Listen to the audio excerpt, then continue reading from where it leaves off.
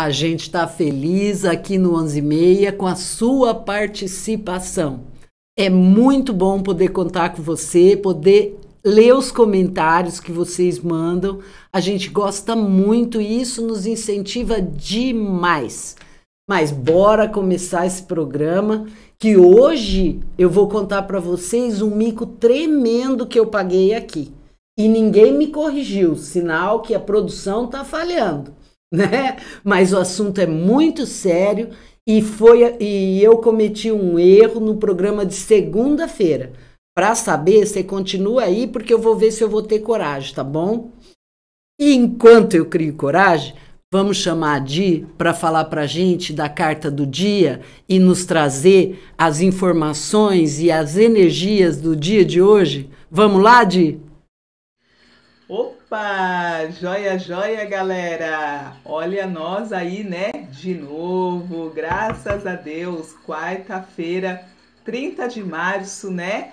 Life Diário 11:30, com o Biramara Senatori, eu, Edirene Caetomã, né? Trazendo aqui para vocês mensagem das cartas cigana, orientação, aconselhamento. São 36 cartas, tá? Cada uma com o seu símbolo, com a sua polaridade de hoje, tá? Trazendo aí aquela energia, né? Aquela movimentação, aquela orientação que nós precisamos escutar no dia, né? Seja o dia a cada dia, né? A energia que se coloca, né? Nós estamos aí sempre, né? Querendo escutar algo do universo, né? Então as cartinhas ciganas, ó, nos proporciona infinitas possibilidades de ajuda, né? Que é a ajuda que nós possamos ir para frente, né? Aquela ajuda de orientação, aquela ajuda que nos toca e nos coloca aí em motivação no dia a dia, tá joia? E hoje eu venho com a carta, né, cigana, né, que é a carta da praça, é a carta da comunicação, né, aquela carta aí que nos coloca em pensamento, né, para nós nos comunicar, né, para nós ter o diálogo, né, e ela vem aí, ó, uma praça bonita, saudável, né, com vários encontros, né, que é os amigos, né, um passeio com a família, né? Então a carta de hoje ela vem nos colocando também em conservação, né, ao meio ambiente, né? Já colocando aí em lembrete, né, que a carta 20, né, a carta da praça, significa mesmo a praça, né, a comunicação, né, a tranquilidade que a praça traz, né, que o meio ambiente, né, traz para nós. E eu coloco aqui particularmente, tá, a Praça da Bíblia, né, que é a praça aqui aonde eu me exercito, né, todos os dias. Eu adoro aquela praça, tá? E ela tem bastante caco de vidro, né? Muito caco de vidro, aonde pode machucar os pés, né? Furar pneus de bicicleta, né não? Então é uma coisa que suja, né, a natureza, né? Que tá ali incomodando a natureza, né? Então é algo meio que não combina muito bem com uma praça saudável, né? Que é aqui a praça que pede hoje, ó, tranquilidade, né? Sossego, né? Bem combinável com a quarta-feira. Certo assim, gente? Então hoje aí vamos, né, refletir, né? Nos colocar em ordem. E é isso aí. Desde já eu agradeço, tá joia? E até mais. Abraço de a praça, né? O Ronivon para mim, mas Ronivon é só para gente da minha idade, né? Olha, gente, vamos falar então de uma coisa que aconteceu. Ah, não, primeiro a gente vai falar do Will Smith, né? Porque a gente também citou aqui no nosso programa o que aconteceu no Oscar. Eu vi muita repercussão nas redes sociais, principalmente no Facebook. Né? As pessoas lá colocando o que achavam, as pessoas que são, não, eu sou contra a violência, assim como eu também sou contra a violência, mas a gente sabe que tudo, às vezes, pode ultrapassar o certo limite amigável, né? O limite que a gente deve ter para conviver, né? Em sociedade. Eu falei aqui para vocês que o Chris Rock fez realmente era uma coisa uma aberração, né? E o Will Smith reagiu. Isso aconteceu, acredito que todo mundo viu. Agora, o que foi mais legal foi que os dois pediram desculpas. Os dois foram a público e pediram desculpa por quê? Porque os dois estavam errados. O Will Smith por ter partido para agressão e o Chris Rock de ter feito piada com uma coisa tão séria para a família do Smith, não é mesmo? Então, essa história eu acredito que ela terminou dessa forma. Primeiro, o Will Smith pediu perdão, pediu desculpa por ter abusado, né, fisicamente, por ter extrapolado o nível do pensamento. E depois, o Chris Rock também pediu desculpa por ter feito a piada que fez. É importante deixar aqui frisado, que eu não falei disso no outro dia, é que o americano, ele já tem essa tendência de fazer piadas ácidas, né? Eles já têm isso na cultura deles. Mas o próprio Chris Rock admitiu que ele passou dos limites na piada. Certo, acabamos esse assunto. Vamos para o outro, que é aquele que eu te falei do mico que eu paguei, não é mesmo? Foi o seguinte, a gente estava falando do calendário eleitoral, que é muito importante, né? Nós estamos vivendo ele, já estamos vivendo. Nesse período agora, os partidos estão fechando as candidaturas, né? Quem serão os candidatos. E só que eu falei aqui de uma coisa que simplesmente não existe mais na lei, que é a propaganda antecipada. Eu fico muito curiosa de eu ter falado e ninguém aqui ter me corrigido, mas a minha vergonha fica diminuída por conta de dois fatos que aconteceram. O presidente Bolsonaro ia fazer o lançamento da candidatura dele. Vocês devem ter visto, né, o evento pelo PL, estava tudo pronto para fazer lançamento de candidatura e a equipe jurídica, não sei se do partido ou do próprio presidente, resolveu mudar o evento, porque não poderia ser de lançamento de candidatura, porque poderia configurar numa propaganda antecipada. Eles não sabiam que não podia. Assim também, o ministro do TSE, Tribunal Superior Eleitoral, que eu também falei o Supremo, mas é o TSE porque nós estamos falando de eleições. Então, o Tribunal Superior Eleitoral, também um ministro do tribunal, fez aquela recomendação com previsão de multa ao Lollapalooza e que também estava errado. A lei, a mini-reforma eleitoral, foi aprovada em 2015. Em 2018, o TSE, Tribunal Superior Eleitoral, ainda criou uma jurisprudência porque ele deu uma destrinchada no artigo que mudou com a mini-reforma eleitoral. Então, são algumas mudanças, mas que mexem muito com a dinâmica da campanha.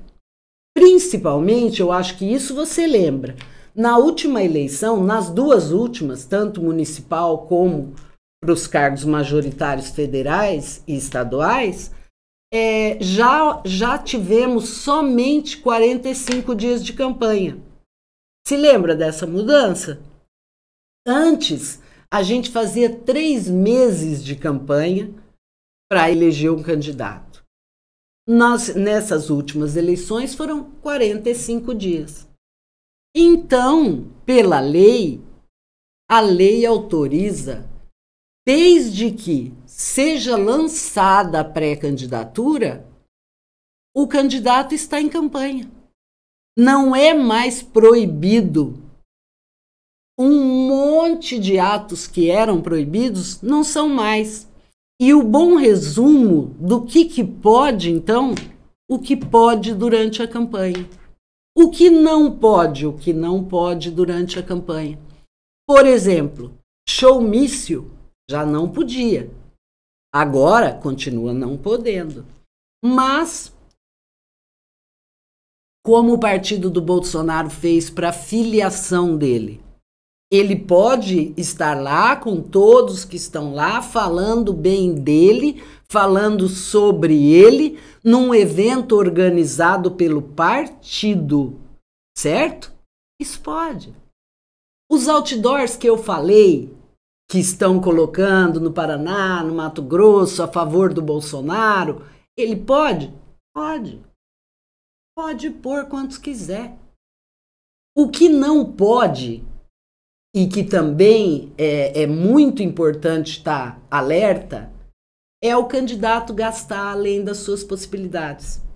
Por quê? Porque daí significa que está havendo, né, uma aglomeração de recursos. O que seria isso? Seria aquela famosa gasto superior à capacidade? Tem um outro termo. Abuso de poder econômico. É isso. Falar da cabeça, às vezes, dá essa enroscadinha. Mas abuso de poder econômico. Isto é uma coisa que não pode, certo? Então, a gente esquece esse negócio de pré-campanha, não pode. Porque bobo do candidato que não estiver fazendo a sua campanha, certo? A gente viu também o Eduardo Leite, governador do Rio Grande do Sul, pedindo demissão.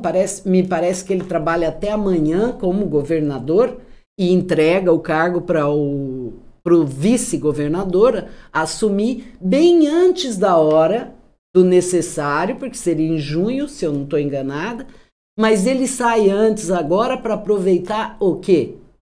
Esse período permitido de divulgar o nome dele para o resto do país, de divulgar o trabalho que ele fez pelo Rio Grande do Sul.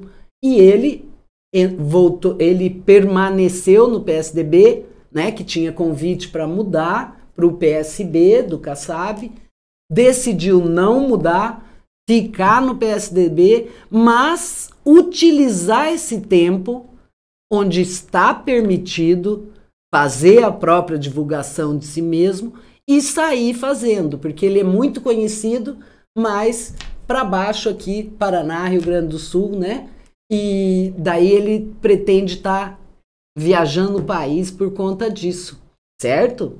Então, a gente vê que agora as coisas podem realmente ficar mais quentes, né? Porque, sendo que os candidatos, eles podem fazer essa pré-campanha, né? O que eu queria registrar mesmo é que é muito incrível. A Ubiramara não tinha ainda caído a ficha, porque são muitos anos com a regra eleitoral anterior, né, a 2015. Mas pior é um ministro do Supremo, né, do Tribunal Superior Eleitoral, e também os advogados do Partido Liberal. E por falar nisso, gente, são os mesmos advogados que entraram com o pedido, né, contra o Lollapalooza, as manifestações que estavam havendo no Lollapalooza. Então a gente vê que tem advogado aí que está atrasado na matéria básica da sua função, né? Se a gente está num ano eleitoral e você trabalha para um político, é natural que você saiba isso. Você só não me contou, você podia ter escrito nos comentários lá, eu teria corrigido antes, certo? Então, falando nos comentários, vocês, por favor, não deixem de se inscrever no canal. A gente vê todo dia, porque a gente acompanha os dados, as estatísticas sobre o nosso canal, e a gente tem um grande número de pessoas visitando os nossos programas, mas não se inscrevendo no canal, certo?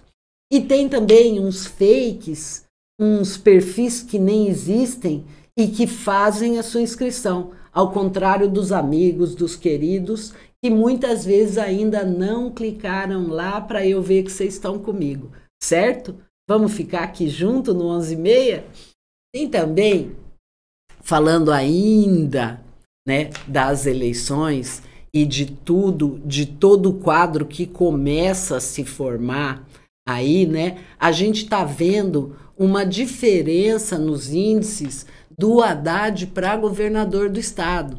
Porque a gente está no estado de São Paulo e a gente sabe há quanto tempo o PSDB está controlando a política aqui no estado de São Paulo, né? Na última manobra deles, do partido, né, eles acabaram rompendo com o Alckmin, né, e acabaram posicionando melhor o Dória.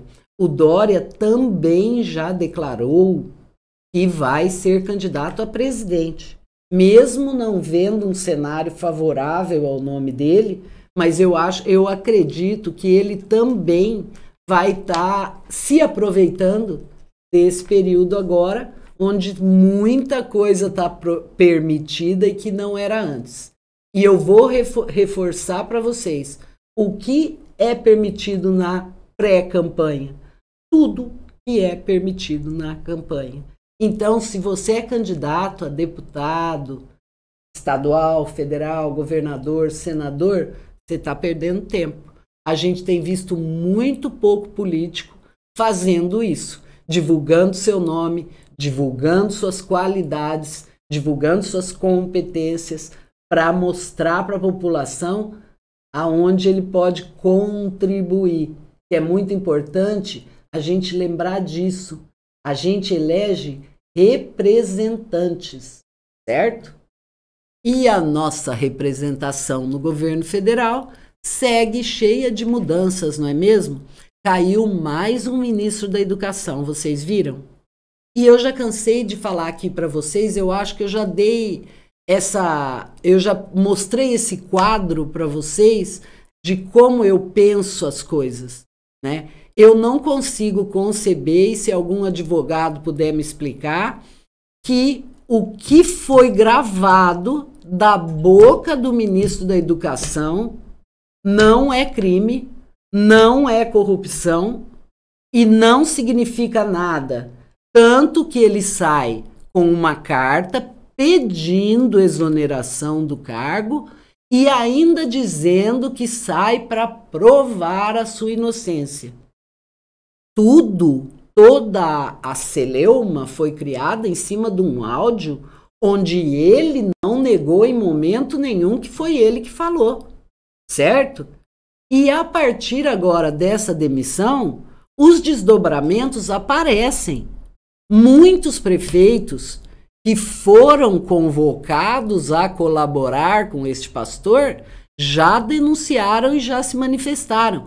Haverão mais. Mas como é que vai ser tratado, né? Vai continuar sendo, né, depois de 3 ministros da Educação, fora os que ficaram provisoriamente, né? Vão ficar ainda dizendo e afirmando que neste governo não houve corrupção? Porque já estamos falando de um governo que vai completar 4 anos, tá, gente? Nós não estamos falando de previsão. Nós estamos falando do que aconteceu. Em 3 anos e meio, nós tivemos 3 ministros da educação. A educação agora, gente, ela tem que ser foco nosso. Não mais simplesmente por salário, valorização do professor, que eu acho tudo muito importante. Mas nós precisamos, nesse momento pós-pandemia, pensar em como que nós vamos tirar o atraso da educação. Por que houve um atraso? Isto é fato, certo? Então, eu acho que nesse momento a gente deve estar com os olhos voltados para quem apresenta mudanças para a educação. No mínimo, a mudança que acelere, que favoreça o conhecimento mais rápido, certo? Amanhã eu vou falar para vocês sobre o reajuste que foi votado aqui no estado de São Paulo para o reajuste dos professores e profissionais da educação. Mas a gente vai deixar esse assunto para amanhã, porque senão vai pesar demais hoje, não é mesmo? A gente falou bastante da campanha eleitoral, principalmente porque eu paguei esse mico. E guarda aí que sempre que eu pagar um mico aqui, eu vou estar aqui para esclarecer, tá? Porque o que não pode é você ficar com uma informação errada, certo? A gente não está aqui para enganar nem para passar pano. A gente está aqui para falar a verdade que esteja dentro do nosso conhecimento. E se essa verdade for questionada pelo seu conhecimento, você pode me convencer, certo? Vamos continuar junto aqui no 11h30, nesse espaço onde cada dia a gente tem novidade? Vamos? Até amanhã, queridos. Fiquem com Deus. Um grande beijo para você.